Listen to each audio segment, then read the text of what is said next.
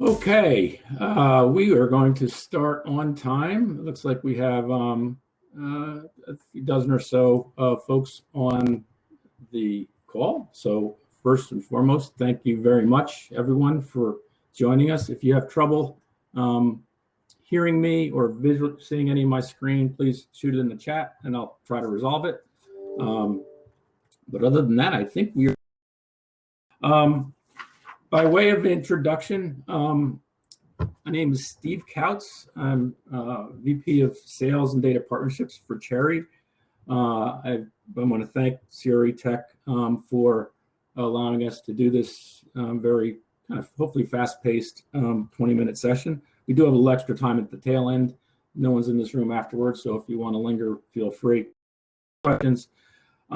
Just by way of background, I've been in the commercial estate data and analytics space for, dare I say, 30 years, to date myself. I spent 7 years with CoStar during the early days, 95 to 02. I spent about 4 or 5 years with Reese. I spent 10 years as a director of research for Savills Studley, formerly Julian J. Studley. Spent several years with DMGI family of companies as well. DMGI, Daily Mail of London, was owned RCA, TREP, Xceligent, and various other data providers. So I've been in the data space for quite some time as both a data provider as well as a user of data. So in the course of this presentation, I promise, I'll make one promise, no PowerPoint.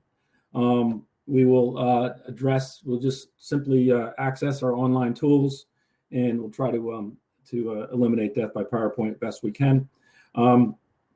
And the other thing is all of the dashboards, basically all the content that I'll be showing you today is generally available to the public, either through trial access or on our website or by requesting trial access.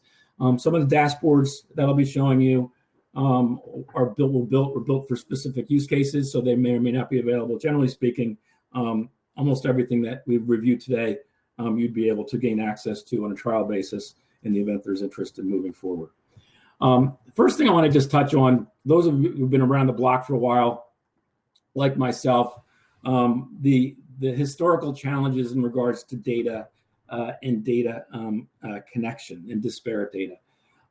As most know, the major players in this space, whether it's a CoStar or a Reese or a TREP or you name it, they've built their databases over the years, been very, very close to the vest with them, very proprietary, never allowed their data to be connected or commingled in any way, shape, or form with other sources.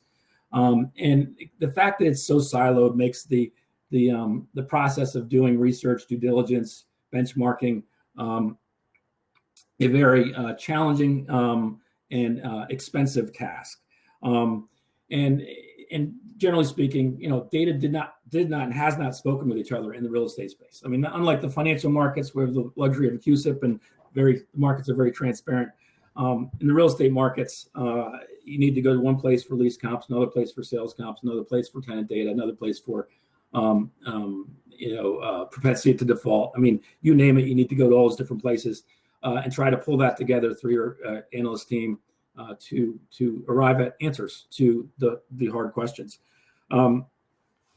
That's where Cherre comes in. That's where our vision comes in. Our goal is to be that data connection, basically a data connection company that builds bridges between disparate data. We want to serve as the conduit for delivering all connected data via a single source GraphQL API that can fuel literally any front end, whether it's an asset management platform, acquisition platform, models, CRMs, valuation, you name it, workflow tools. So on both sides of the equation, both on the data side and on the user side, we have partnerships that we'll talk about that are critical to our success. I want to also clarify what we are not. We are not a data company. Instead, we partner with the best-in-class data and content providers to connect their data to our core foundation, which we'll talk about in a minute, which is our public data layer, and to their clients and our mutual clients' internal data. But it's not our goal to be in the data business per se.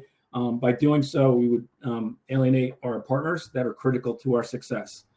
Another thing I wanted to clarify is you're going to see some front-end tools and visualization tools as we demonstrate the power of connected data. We are not in the business of building front-end UIs, tools, applications, models, etc. Instead, our goal is to deliver the connected data to these platforms, whether those platforms be proprietary or off the shelf, and ultimately allow, it might be connecting to internal data as well. But we really want to fuel those platforms, fuel those solutions, rather than be in the business of building UIs, because our use case for connected data literally spreads across so many verticals and mini verticals, and it would be impossible for us to be experts in all of those areas. So it's our goal to basically be that conduit or connection mechanism or bridge builder or pipeline builder, however you want, whatever analogy you want to use, to deliver services and clean content to the applications of choice. So first and foremost, what is the part one of this? What's the biggest challenge that we viewed as we kicked off our business about 3 years ago? I'm going to take you to this is a trial homepage that we have on our website. So anyone who wants to access our content, either trial or API, or trial some of our data, or see how our schema works and view our documentation, they can access this, and you can log in and request access. But basically, this is a similar graphic that you saw on our homepage. There's 3 streams of data. There's the Cherre Foundation data, our data connections with the partners, and application connections. So the first large challenge is, how do we get our arms around publicly available data? There's a huge amount of it out there. We've identified over 300,000 public data sets that are available to be tapped into. And it includes everything from assessor and recorder and sales data, mortgage data, transportation data, census data, crime, corporate entities, people data, and even Google imagery. So it's just an unlimited amount of data that's out there to be captured and wrangled, first and foremost. So in order to kind of carry out the vision of really connecting other data sources together, we first had to build our foundational layer, which basically made up of all of the primary data sets that we have access to, and we're constantly pulling in other data, publicly available data that's out there. That Cherre foundational platform or data set consists of over 170 million properties, residential on up to commercial land, you name it. It's part of that database. And with this, this becomes kind of that which we are able to connect or Velcro in additional types of content on top of it. If this did not exist, we would not be able to be in the data connection business. There's actually a use case, a very common use case just for our foundational data, because connecting public data is such a heavy lift. A lot of platforms, CRMs, listings platforms, insurance applications, mortgage applications, things like that, are struggling with kind of pre-fill and autofill within the platforms. So we have some customers that just literally leverage our connectivity or the connection work we've done with our foundational data to their platforms. Typically, though, their vision is to pull in other data sets as well, and that's why they typically work with us and incorporate our foundational data into their platform. We could download a data dictionary that's available for you to access. I prefer to actually kind of show you in a more visual format as far as what's in that data set. So basically, what you're seeing here is a view into one of our UIs that we offer with our Core Connect solutions. Literally every property, 170 million parcels across the U.S. of all property types are included in this database. This is just a sample list that I built previously in Century City, but to give you a sense of the data points that we're capturing at the public level. And it shouldn't be much of a surprise, because these are data points that a lot of data providers use as a starting point for a lot of their add value services. But as you'll see here, I just pulled a property in Beverly Hills. We can understand obviously the lot size, the last time it was traded, who the owners are, building size, some Google imagery is available as well. Pretty straightforward stuff, what the taxes are, details on the property, where it's located in proximity to other locations. you're going to start seeing something a little interesting here that's not quite public data, is some plugins of other data that is not available publicly. Here's the RCA widget, which actually allows me to see sales comps in the immediate area.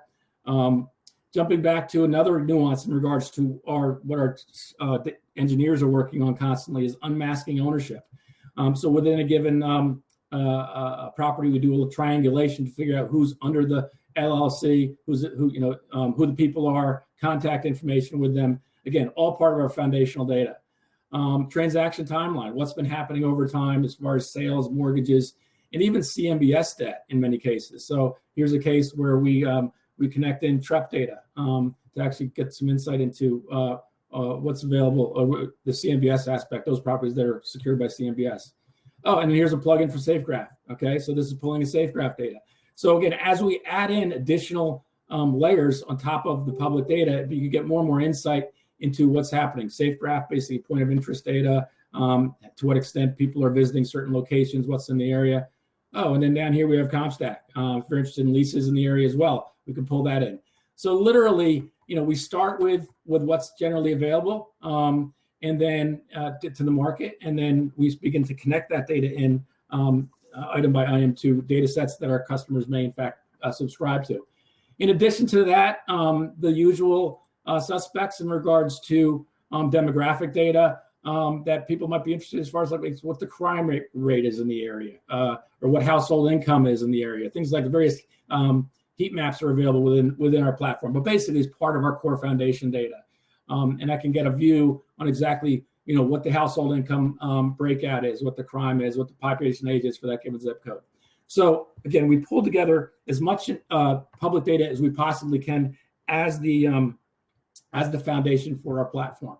Now, I touched on this concept of partners. Okay, what does that mean? Why is that important? Well, we believe that what's publicly available is a good starting point, but it's really the primary research that the best-in-class data providers are performing on a day in, day out basis that really adds value and insight around a property. Over the last year and a half, we've actually built our partner network, Friends and Partner Network, to over 60 firms. This is a one-of-a-kind network of best-in-class players in the space that have agreed to allow Cherre to connect their data on behalf of common customers, so that their customers can to digest that data into their models, into their platforms, et cetera.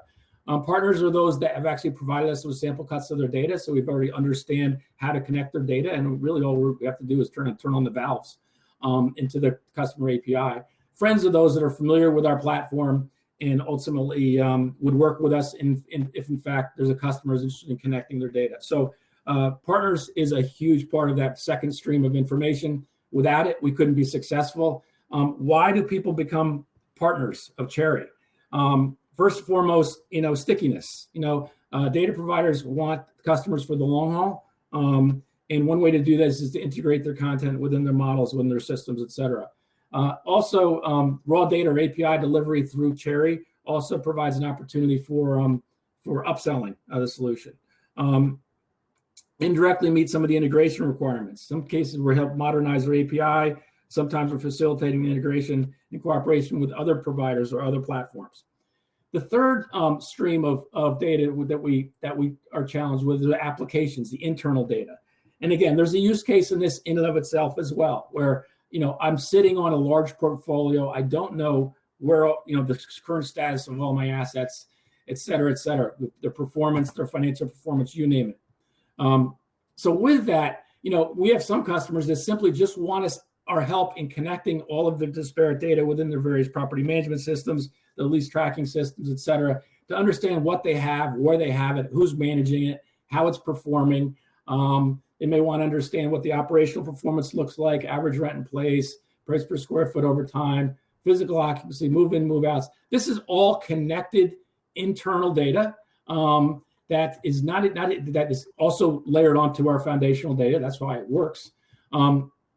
And then you have the even financial performance across the portfolio. So this is just a case where a single straightforward use case of how do my properties performing, and then we can add other layers onto this in regards to benchmarking and things like that. But that's just addressing, again, the internal aspect of the system. Now, when you start getting all three of these pulled in together, all right, it gets rather complex, as you can imagine. It's no easy task to connect any one of these universes, but actually when you bring them all together, it's even more complex. To give you a sense into what that window looks like, this is what we call our core schema. We're 100% transparent in regards to how we connect data for our customers.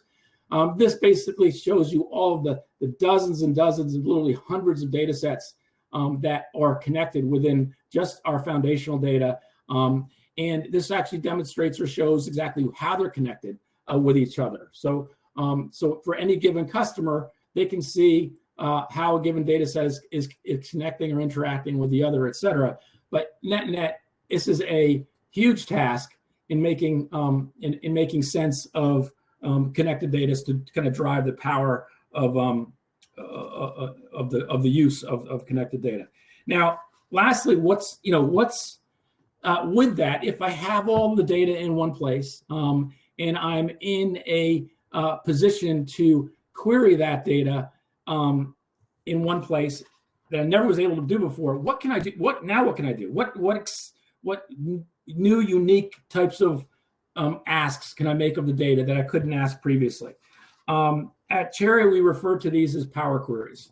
A power query is essentially what unique question or questions would you ask of your combined data that formerly you would never be able to ask of the siloed data, short of taking hundreds of man hours to download, assemble, and analyze and report on that content. So the last 4 or 5 minutes, I kind of want to walk you through one of our power queries that our team built that hits on a bunch of different data sets. And I'll outline it before I kind of do a deep dive.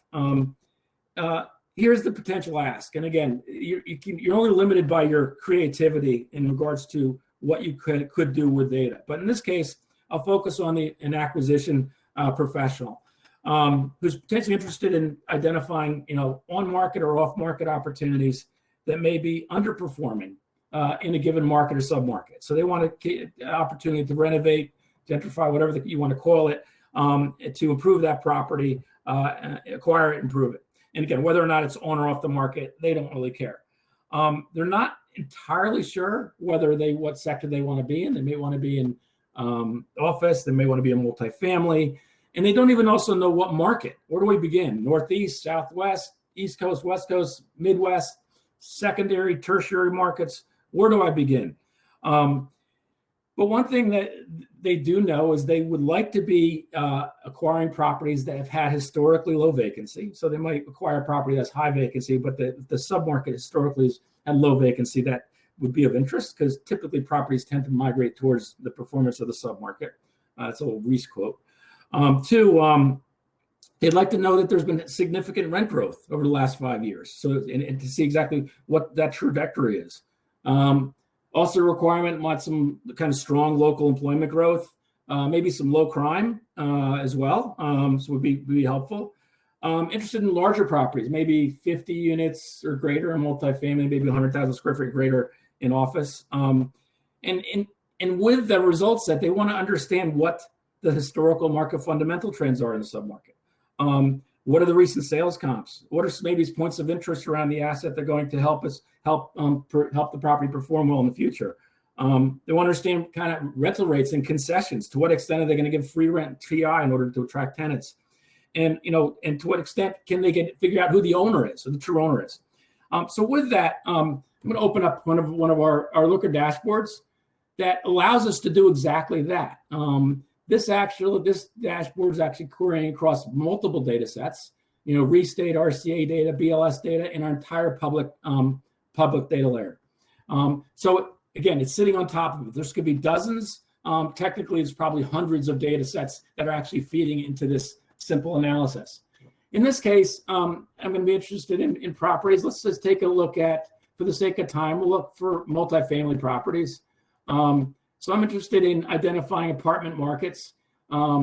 And I want to look at, and by the way, we have a couple demo markets set up here. So I'm going to look across this, but this could literally be US wide if I wanted to do this. For this case, I'll just search across the markets that we have loaded.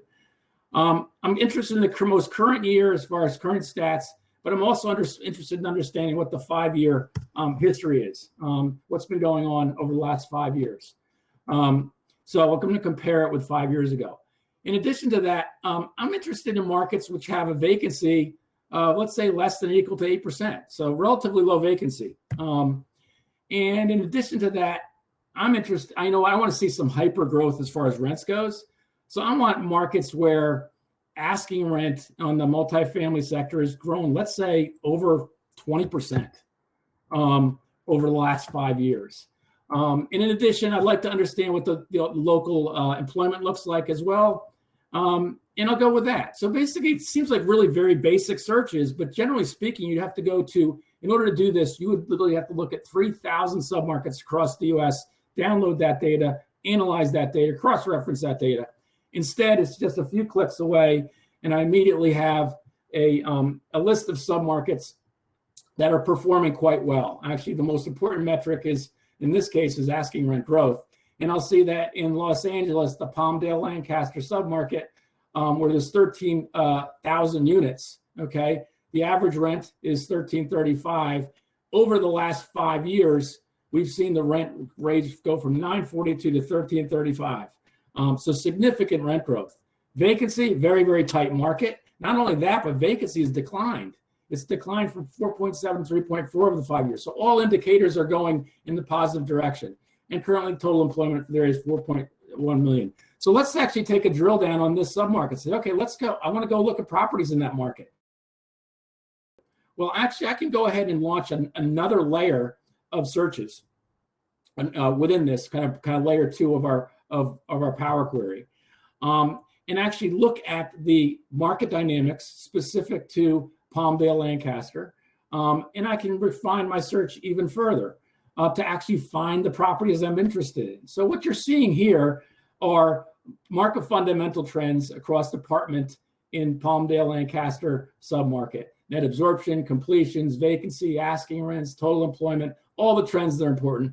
And look at this, 97,000 properties of all types within that particular geography. Now, obviously, I'm not interested in looking at 97,000. Specifically, I'm interested in just looking at apartment properties in this case, or multifamily. I also might be only interested in larger units, as I mentioned. Let's say we want at least 50 units or greater. So we're weeding out all that small stuff. And lastly, I want to be in an area where the crime rate isn't off the charts. Better yet, I'd like it to be below the national average. So let's say 100 is the national average. So anything below that would be great.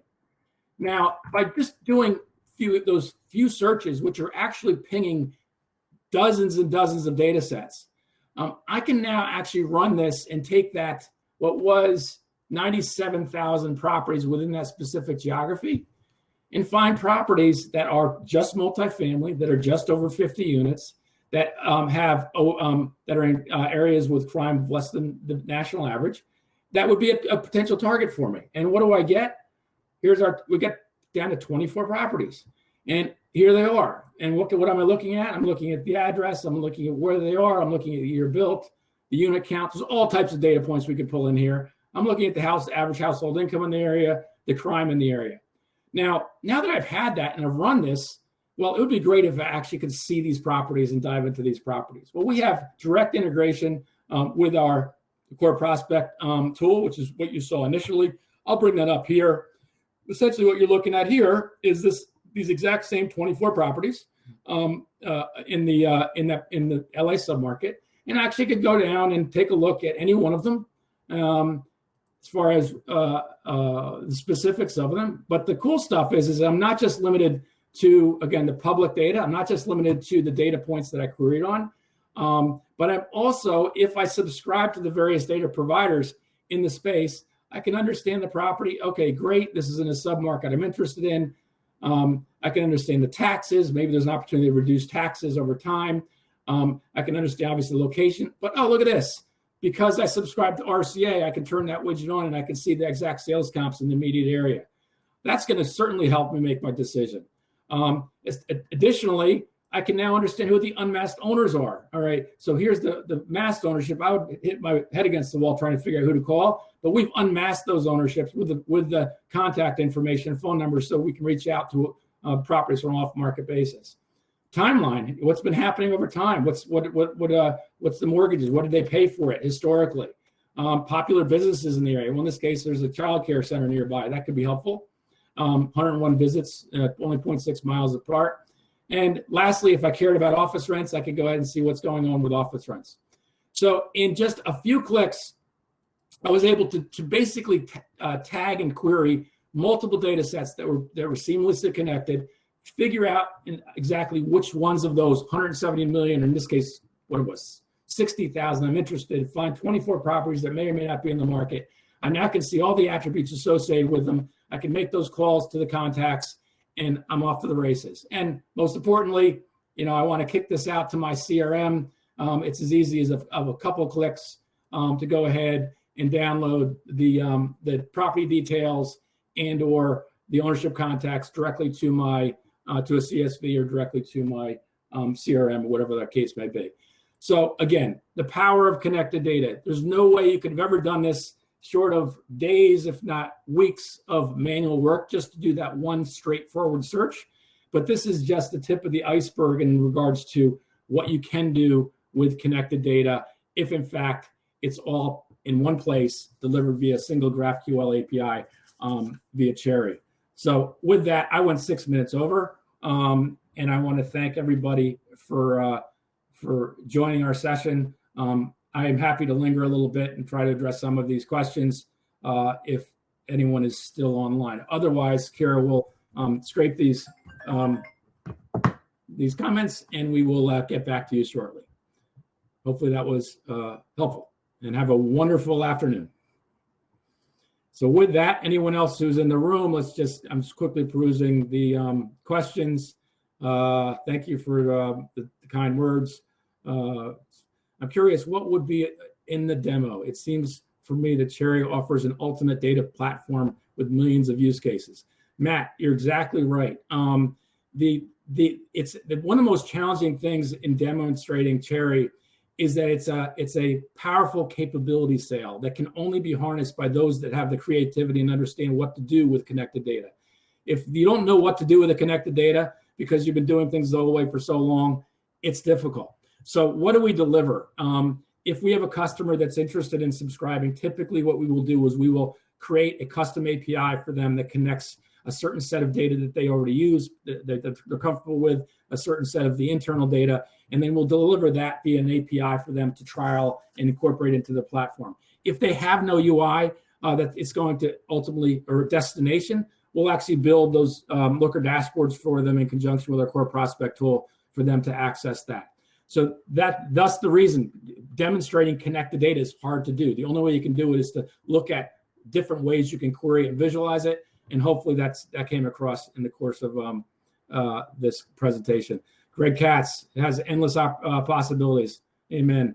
And this can go in multiple directions. Yes, absolutely. That's why I'm here. I've been spending 30 years in this business. And ultimately, I'm a big believer in where you are as a sum total of your life experiences. And I believe that the industry the time is right for data to talk to each other. And fortunately, our partnership network agrees as well. Florida, just flipping through. Great. And let's see, that's pretty much most of the questions. Any last minute questions? Can you speak to geography covered by that foundation of partners? Yes. Anthony, we are covering all US. Basically, all properties U.S., residential on up, land on up, all parcels are part of our foundational data. As far as the partners goes, that's going to be specific to the partners. The major players cover most of the U.S. markets. We look at our tier one partners like Cherre, RCA, Reese. The kind of the must-haves. They're covering all markets U.S. We have a lot of tertiary, we call it niche data providers that may provide data in certain markets. But generally speaking, this is a US-wide solution. We deliver our platform US-wide. We don't limit it by geography. Okay, and I'm just lingering if there's any more questions. I think that is it. So thank you very much, everybody. If you haven't had lunch yet, enjoy your lunch. And again, it was a pleasure doing this. Have a great day.